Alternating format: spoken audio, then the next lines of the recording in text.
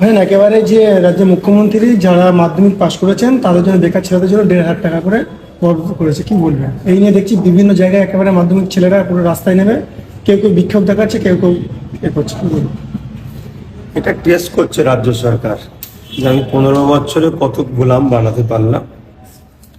আর না হয় 1500 টাকা দেওয়াতে যদি আন্দোলন করে তারা গোলাম ছাড়া আর কি। যারা বিক্ষোভ করছে তারা সংবিধানকেই বাঁচাচ্ছে, শুধু নিজের ক্যারিয়ার ভবিষ্যৎ নয়, সংবিধান বাঁচাচ্ছে। কারণ সংবিধান বলেছে শিক্ষা, স্বাস্থ্য, কর্মসংস্থান, বাসস্থান। এই শিক্ষা যেমন দরকার, কর্মের জন্য চাকরি, জব, বিভিন্ন মেহনত করব, তার পারিশ্রমের রাস্তা গভর্নমেন্টকে করে দিতে হবে, সেন্ট্রাল হোক রাজ্য হোক। এটা দেশের সংবিধান বলছে। সেই সংবিধানকে তাকে তুলে যখন একটা সরকার বলে যে মাধ্যমিক পাস বা 21 থেকে 40 পর্যন্ত ভাতা এবং 48 ঘন্টায় সম্ভবত হয় 19 লক্ষ না কম বেশি যাই হোক একটা লোকের ফর্ম ফিল আপ হয়েছে ভাতা লিবার জন্য। অর্থাৎ রাজ্য যে কত ছেলে যুবক বেকার আছে তার একটা ক্ষুদ্র নমুনা এটা দেখতে পেলাম। যদি রাজ্য সরকার এই প্রকল্পটা না জানাতে পারতো, সাচার কমিটি যেমন বিগত আমাদের উপরে কি হয়েছে যেমন রিপোর্টটা বার করেছে, রাজ্য সরকার নিজেই ভাতার নামে নিজের চক্রান্তকে ফাঁস করেছে। অতএব আমি মনে করি যদি আজও যুব সমাজ না ভাবে, তাহলে যুব সমাজের নতুন পিঢ়ি যারা আবার আসবে তাদের জন্য নিজেরাই আমরা একটা ধ্বংসের রাস্তা খুলে দিয়ে যাচ্ছি। 1,500 হোক আর 1.5 লক্ষ হোক, ওটা কথা নয়। সরকার আমায় দিচ্ছে কেন? দেশের ট্যাক্সের টাকা। দেশকে আমি কি দিচ্ছি? তাহলে আমি দেশের জন্য জব করব, খাটবো বা বিভিন্ন কিছু করব, তার বিনিময়ে দেশ আমায় দেবে। তা এর সাথে দেশের সাথে নাগরিকের সম্পর্কটা সুন্দর হলো, দেশেরও ফায়দা হবে, দেশের নাগরিকের ফায়দা হবে। এটা সরকার 1,500 টাকা দিয়ে মূলত বকলমে ভোট কিনছে। আমরা দেখলাম যে একেবারে যখন থেকে রোজা শুরু হলো একেবারে ফলের দাম বৃদ্ধি, বিশাল একেবারে দাম বাড়লো এবং আঙ্গুর 200 টাকা কিলো ইত্যাদিতে আরো গরিব মানুষরা কিন্তু ফল খেতে হচ্ছে না, কি বলবো? যাতে রোজা রেখে মানুষ দুর্বল হয়ে যায়, মুসলমান সমাজ আস্তে আস্তে রোজা যাতে না রাখতে পারে, এবং যদি রোজা রেখে ফলের দাম চড়া দেখে তারা হয়তো পিছিয়ে যাবে, এটা সরকার ভাবছে। কিন্তু আমরা যতই দাম বাড়ুক, এটা যেমন দুঃখজনক, কিন্তু রোজা তো ছাড়ছি না। সরকারের যে পরিকল্পনা সেটা তো আমরা কোনো বাস্তবে দেবো না। দেখুন, এদের সবার চিন্তাধারা হচ্ছে ইসলামিক যে ল, নিয়ম কানুন সেগুলোর বিরুদ্ধে ভাবাবেগে আঘাত দেওয়া। নাই বলুন, রেশনের মাধ্যম দিয়ে মুসলিম সমাজকে যারা এক আল্লাহ ছাড়া অন্য কোনো, হযরত প্রফেট মুহাম্মদ সাল্লাল্লাহু আলাইহি ওয়াসাল্লামের নামেও যদি কোনো জিনিসকে উৎসর্গ করা হয়, সেটাও যেমন আমরা খাই না। আমরা এক আল্লাহর নামে উৎসর্গ হওয়া জিনিসকে খাই। সেই গায়রুল্লাহর নামে কোনো জিনিসকে উৎসর্গ করা হলো, সেই প্রসাদকে আমাদেরকে রেশনের মাধ্যমে খাওয়া আছে। এদের লক্ষ্য আমাদেরকে ধর্ম থেকে সরিয়ে দেওয়া। তো সেই জায়গায় ফলের দাম প্রতি বছরে বাড়ছে। একটাই এমএলএ নওশাদ সিদ্দিকী গত বছরও দেখেছিলাম আন্দোলন করেছে, রাজ্য সরকারকে চিঠি দিয়েছে, কিন্তু সরকার তো গুরুত্ব দিচ্ছে না। সরকার তো কোনো গুরুত্ব দিচ্ছে না। সরকার জানছে তুমি চিঠি দাও আর যাই দাও, আমার লক্ষ্য তো এজেন্ডা তো একটাই, মিষ্টি হাসি দেখিয়ে মুসলিম সম্প্রদায়ের ক্ষতি করা। না হয় কোনোদিন প্রতি বছরই দেখেছি ঠিক যেই রোজা শুরু হবে অমনি ফলের দাম বেড়ে যাবে। উদ্দেশ্যটা কি হতে পারে?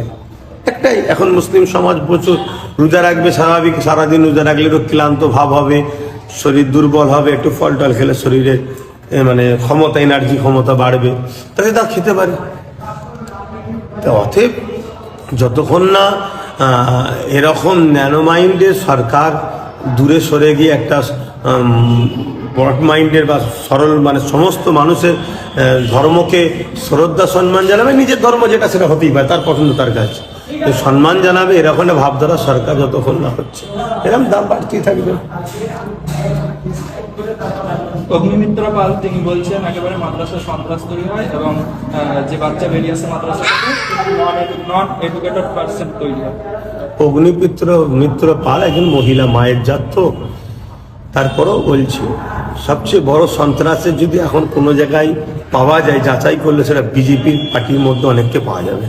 তার মধ্যে আমার ডাউট হচ্ছে উনি নিজে একজন সন্ত্রাস নয় তো, তাতে ওনার বিষয়ে আরো যাচাই করা দরকার। কেন মাদ্রাসায় প্রকৃত মানুষ তৈরি করার শিক্ষা দেওয়া হয়। মাদ্রাসায় এপিজে আব্দুল কালামকে দিয়েছে, মাদ্রাসায় ডক্টর আবুল কালাম আজাদকে দিয়েছে, মাদ্রাসা যুগে যুগে এই যে কাশ্মীর বেদখল হয়ে গিয়েছিল, আমাদের যিনি কর্নেল কি নাম ভুলে যাচ্ছি, ওনার নামটা স্মরণ পড়ছে না, আমাদের মাদ্রাসারই তিনি কারগিলে যিনি লড়াই করলেন, কথা বুঝে আসছে, তিনি ইনারা সব মাদ্রাসা কখনো জঙ্গি ট্রেনিং দেয় না, মাদ্রাসা দেশপ্রেমের ট্রেনিং দেয়। আর মাদ্রাসা বিরোধী যারা করে তারা হচ্ছে প্রকৃত সন্ত্রাস জঙ্গি। আমরা দেখছি একেবারে তৃণমূল নেতারা একেবারে বলছে যে আইএসএফ যারা করবে তাদেরকে ঘর দেওয়া হবে না, এবং এই নিয়ে একেবারে ঠেট চলছে, এবং 3টে অঞ্চলের এর মধ্যে ঘর বন্ধ করে দিয়েছে। কোনো তৃণমূল কংগ্রেসের কোনো একটা এমএলএ তিনি বলছেন 26 আমাদের জেতালে সেই সব জায়গাগুলো আমরা ঘর দিয়ে দেবো, কি বলবো? কালকে তো বলবে যে আমাদেরকে যারা এটা দেবে না, আমাদেরকে যারা ওটা, আজকে ভোট চাইছে, কালকে আরো কিছু দাবি করতে পারে, যেমন ওই কি বলে সন্দেশকালে কি কমনে শুনেছিলাম, কত সত্য মিথ্যা জানি না, তো আরো কিছু দাবি করবে, যেগুলো না দিলে তাদেরকে এই দেবো না, তাদেরকে ওই দেবো। সরকার যখন বলবে আমি দিচ্ছি, তখনই দুঃখের বিষয়, দেশ দিচ্ছে। অতএব এটা সংবিধান বিরোধী কথা বলেছে, তার বিরুদ্ধে সংবিধান বিরোধীর মামলা হওয়া দরকার।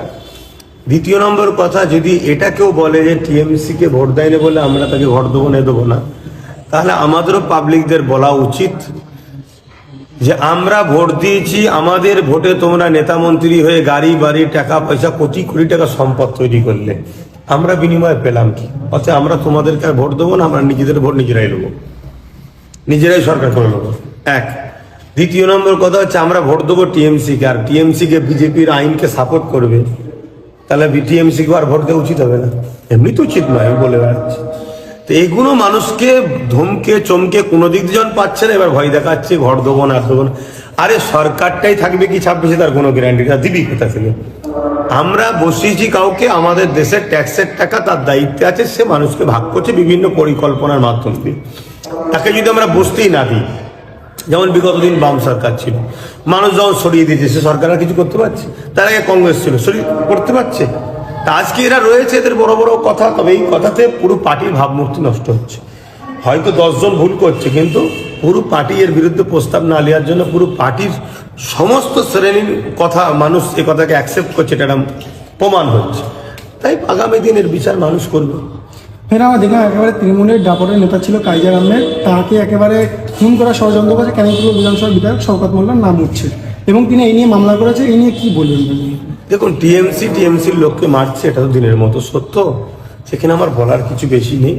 কেন বকটুয়েতে শুরু করে বা ভাঙরে ওই যে কি আব্দুর রাজ্জাক যে ভাইটাকে মেরে দিল, সব তো এরম দ্বারা অহরহ হচ্ছে, অনেক জায়গায় হচ্ছে। তো টিএমসি কে মারছে, এবং সিদ্দিকুল্লাহ সাহেব, তাকেও নাকি তার দলের লোকেরাই কি ঝাঁটাফাটা দেখেছে, নাকি মারতে গেছে, গাড়ি ফাড়ি নাকি গেছে, এরকম অহরহ হচ্ছে। আমার রাজ্যের সরকার, তার কপাল নাকি তার নিজেদেরই সব কি কোনো সব ফাটিয়ে ফুটিয়ে দিয়েছে। এইসব নিজেদের মধ্যে নিজেদের মারপিট হচ্ছে, এখানে আমি কি বলবো? কথা বুঝে আছে, এখানে আমার কিছু বলার নেই। আমার একটাই কথা বলবো, যারা আজকে টিএমসি কে জন্ম দিচ্ছ বা টিএমসি কে জন্য কোরবানি করে ফেলছো, নিজেকে সবকিছু ত্যাগ স্বীকার করছো, একটা দিন তোমার থেকে যখন টিএমসি মজা নেওয়া হয়ে যাবে, টিএমসি আর একটা পার্টিতে তোমাকে মেরে দেবে, এই পরিকল্পনা করছে। তাই আমার মনে হয় আগে থেকে এখনো যারা রয়েছে সজাগ হওয়া ভালো। না হয় ওই আজকে যার নাম বলছেন কাইজারের মতো আবার কাউকে শুনবে, তারা তাদেরকে মারছে। আজকে যে মারছে, কালকে তাকে মারার জন্য আর একটা গ্রুপ উঠবে, তাকে মারছে। এরকম হবে, ওরা নিজেরাই মারপিট করছে। আর এইসব মারপিটের পিছনে একটাই কথা, ব্যাপকভাবে দুর্নীতির টাকা লুট হচ্ছে।